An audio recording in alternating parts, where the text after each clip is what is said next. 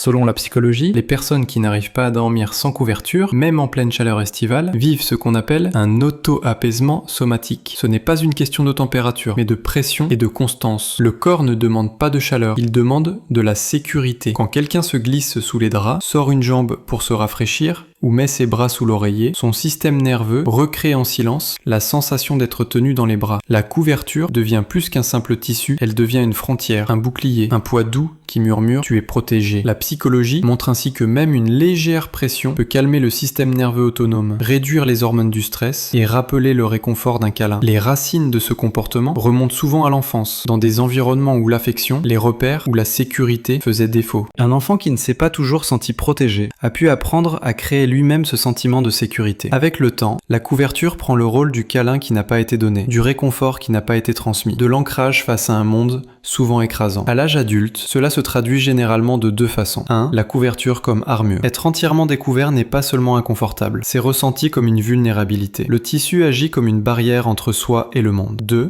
La couverture comme régulation. Son poids aide à calmer les pensées qui tournent en boucle, à stabiliser la respiration et à signaler au cerveau qu'il peut enfin se reposer en toute sécurité. Ce rituel n'a rien d'enfantile ni d'étrange. C'est simplement la façon qu'a le système nerveux de retrouver son équilibre. Pour certains, dormir ne consiste pas seulement à mettre fin à la journée, c'est aussi trouver la sécurité qu'ils recherchaient depuis toujours.